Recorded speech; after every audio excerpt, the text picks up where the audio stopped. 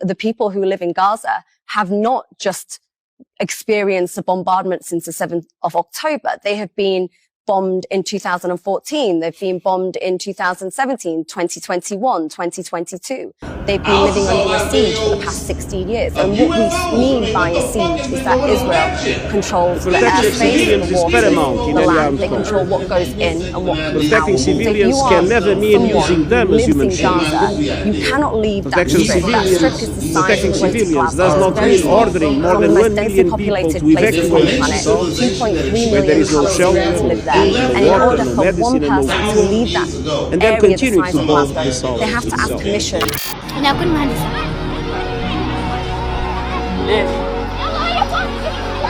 عشان الاحتلال اليهود لما يقصفوا البيوت أروح أبني البيوت.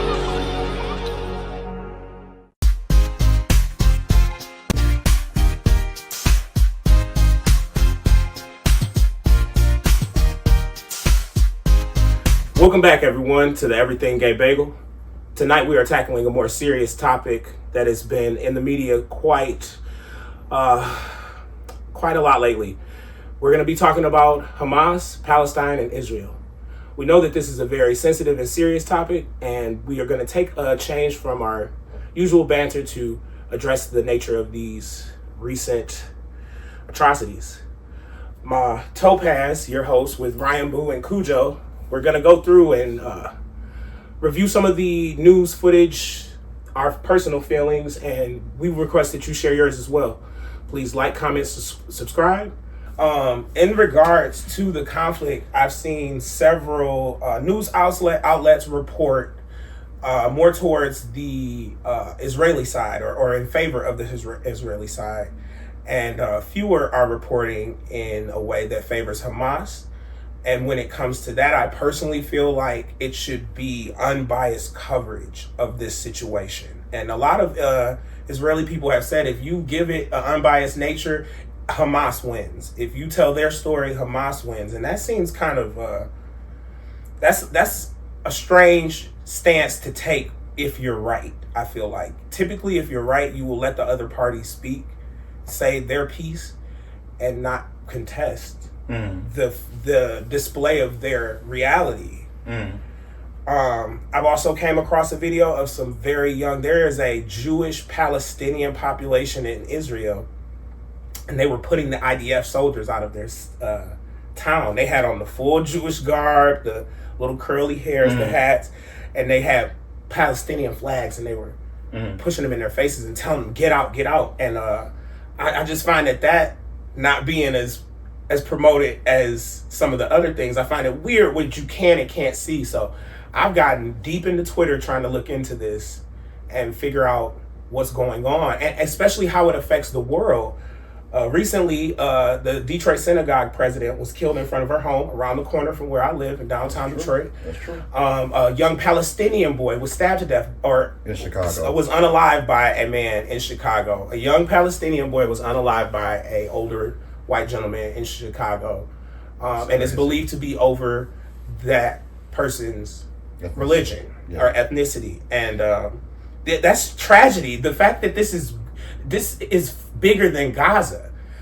You know, Gaza is one of the most highly populated places in the world. It's a little strip, but now this is transformed into something that is affecting the lives of Canadians, Americans, you know, people in the UK. And so now it's time. This is something that it seems is going to require global action. Do you have a position on?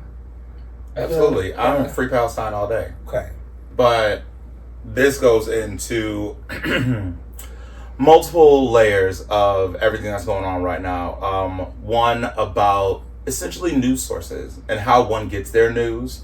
We all know that the news is owned by 7 billionaires or something like that.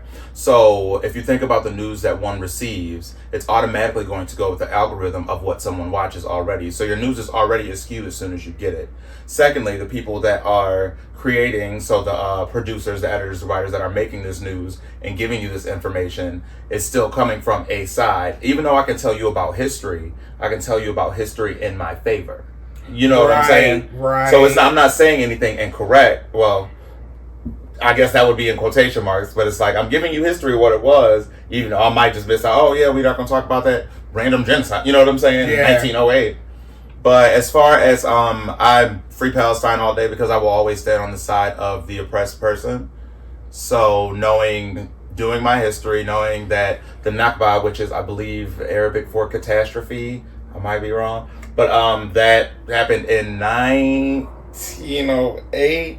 And that was like, I've been watching this documentary on like, the history of it on Al Jazeera. Yes. And it broke it down like saying like, everyone, all Arab people know about the Nakba, but there was a time prior to it because the Nakba is when they actually was like, okay, we're taking land. But before that, it was about the Rothschilds that came in from, I got to get this right. The Rothschilds that came in from Israel and started buying up all the land. So they're bankrolling all this. This is not the equivalent of like gentrification, but I feel like it is coming in with a whole bunch of money and buying up a whole bunch of properties because it's cheap. And the next thing you know, you look around and the people that actually occupied that land are pushed smaller and smaller and smaller. What's the name of this documentary? It is the Nakba from Al Jazeera, but I will put a link in it and I'll shoot you the link. Cool. I would love to watch it. Yeah, it's a 3-part. They're 45 minutes each, all on YouTube. Okay. But going back to take that with a grain of salt. I don't want to say that that's the pinnacle of the reference of the history of Palestine, but it's something that worked for me. And I have a few like Arabic friends, and I always like to run with them with matters of this. It's like, because I know we all on the same side. We ride or die. You know what I'm saying? They my A1 day ones riding with me like shoulder to shoulder. So if I do have a question about perhaps the information that I am receiving, I'm gonna go to them like, hey, what you think about this? And it could be something as simple as like, oh no, the wording that they used is inappropriate. The video is okay, but the way that they commented or comments or hashtagged it is like, this could be misconstrued. So gotcha. Just doing my part to make sure the information that when I educate myself, I'm not out here just being a sheep and following what I saw or I read a headline and now I'm wrong. It's a little known fact that Michigan is the largest populated area of Arabic people in the world. Of the Middle East. Outside of the Middle East, yes. Yeah. I spoke to someone and they called it a jihad. I'm like, oh crap. Were they out there on the streets? No, this is actually at work. No. I'm saying like protesting on the streets. Is that what they were saying? No. This was just a conversation. Right? No, the friend that you were talking about. No, he said that the whole thing is like it's a jihad. It's a holy war. That's what he was saying. Like I was like, whoa. Like I mean, we've heard of this many times before, but now it's like starting to. It's hitting home. It's hitting home. Yeah. And side note, how about what is that old Southern saying? Sweep your porch before you worry about somebody else's. If we started focusing on the betterment of marginalized people in the United States of America, maybe we would be a little more effective with perhaps, or even compassionate with international affairs. But we are so busy. We trying to unwrite slavery from the history books. But we worried about, you know what I'm saying? And yes, I understand. I don't want that to take away from like the horrendous acts that are occurring of it. But it's the same way we got school shooters and ain't doing nothing about it. Like, it's not the equivalent, but you know what I'm saying? It's this is our home. This is where we live, and we've got so much stuff going on here. From can you say abortion? Oh man. So from women's rights, reproductive rights to anything homosexual or trans for that matter, let alone start talking about black folks or stop Asian hate, or you know what I'm saying? It's so much. We've got a checklist, but in solidarity, I understand that like I'm still gonna stand with my homies that like, hey, my grandmother lives over here, my aunt, or even if I don't know anybody who has family over there, just being mindful enough to take time out of my day to let people know how I feel, how I stand, and like to properly educate, properly in quotation marks, because who really understands what proper is subjective. Right. My feelings and sentiments about what's currently going on is we're past the part of praying for peace, I suppose. Like, I'm praying for the safety of individuals, innocent civilians on both sides. I don't see a quick resolution coming to this. And then as I go into the commentator and political sector of this, I watch BBC and I watch all these other news outlets, I'm gaining more and more information. So what Hamas did effectively put Israel into the position to rightfully strike back. And the rules of engagement, however, say that Israel cannot restrict aid to those in Gaza. And they're also not letting them out.